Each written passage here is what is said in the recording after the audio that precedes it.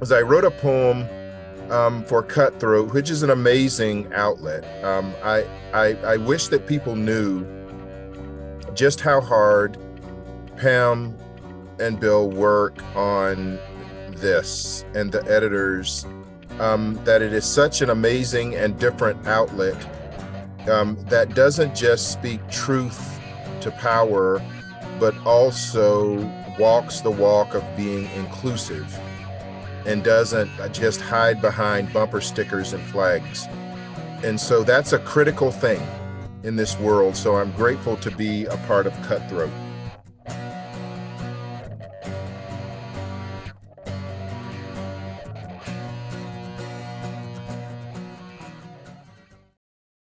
Let us open the doors.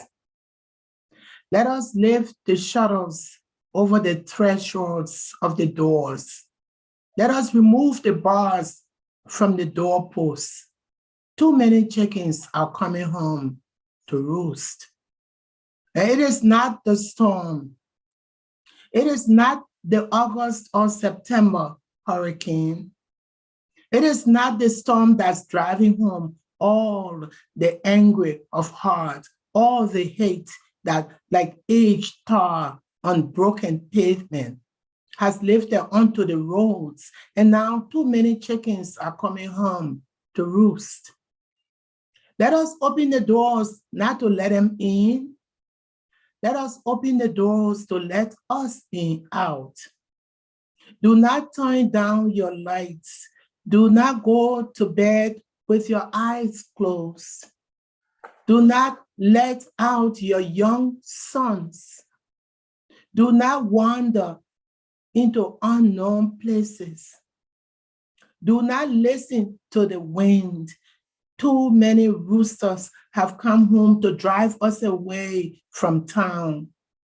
We who came running from the fires of our homelands are now being told to flee again. Too many roosters have come home to roost because hate is not a thing we can hold in a sift. Hate is not a thing we can place a finger upon to soothe away hurt. Hate is as hard as a burning stone, as hard as pain, as an open sore.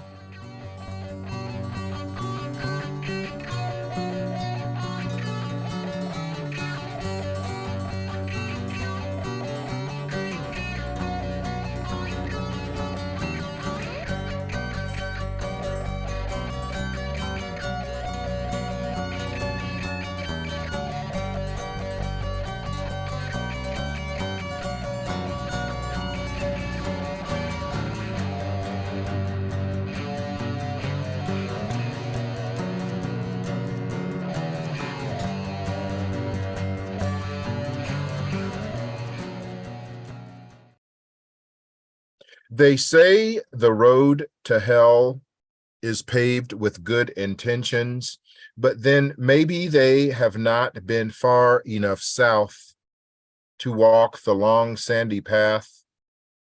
The dirt two-track, the way straight as an arrow, uncurving except imperceptibly so, where it bends around the bitter truth. Live oaks, not so old as girth would imply, arch overhead as if to hide heaven from below, or else guard the lies all those years draped in Spanish moss, found in lost cause cannot deny. The road knows what the marsh knows, the fields know, the forests beyond them tell them what they know of cotton, of rice, of white sea island bowls soft as clouds, of Carolina gold grains boiled to perfect pearlescent stickiness, all the toil, all the labor, all the suffering, wondering if this road is the way in, An entry with no certain way out, no exit other than death, self-liberation, or auction block. This here road was no Bob Frost construction, no deviation left or right, no detours or prophetic forks to delay the inevitable. Just this line disappearing into canvas beyond time, beyond distance. I remember this scene, painted mind-wise over and over again, the facade of genteel wishing for wasness, a past that masks cruelty, a past that hides pain, a past where heritage be damned. No stars and bars wave, but still I cannot look away. The artscape brings me closer in, but farther from everything.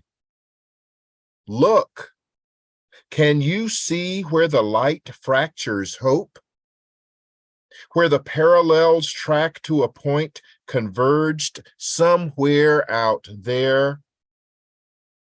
What ruler draws such unerring continuation, asks us to wander down this uninterrupted, corrupted worm's hole of consideration? Thinking as I look into the tunnel of mind tricked into other dimensions, longer than the avenue itself metered in steps or measured in fraction of miles, I know that bondage was the ticket to entry for anyone like me. Whether entering here or by some other design elsewhere is of little consequence beyond chatteled logistics. Think of it. To be someone else's man, someone else's woman, someone else's child, but never your own person. This was the way to being held as livestock, as a shoat, a mule, a cow, enslaved to work from KC to KC, to complete some task only to have the next one erupt like a sweet gum sprout or head of the Dixieland Hydra, to have little or no choice, no address or name of your own except that given by those who would own your black body, and your life would not have mattered to where this road might lead any more than a beast of burden might be concerned.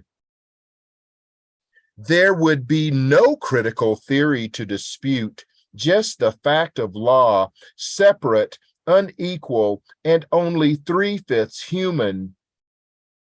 The road was shortest distance between pain and misery, no outlets to freedom, no trails to liberty.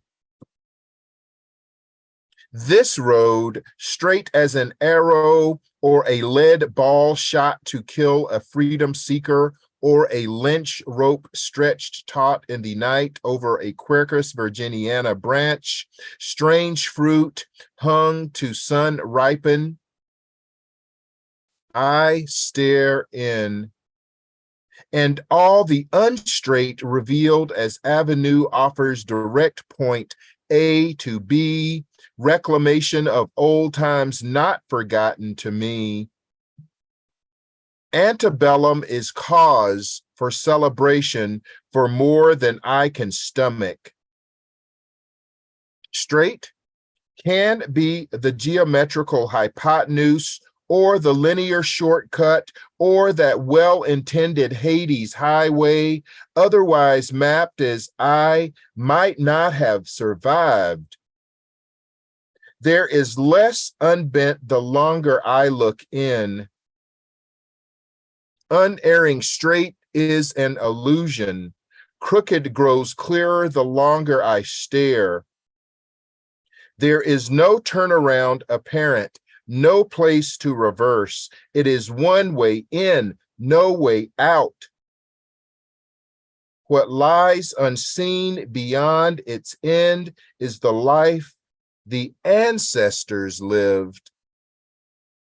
It is a beautiful and hopeless trip, this painted Wormslow Road.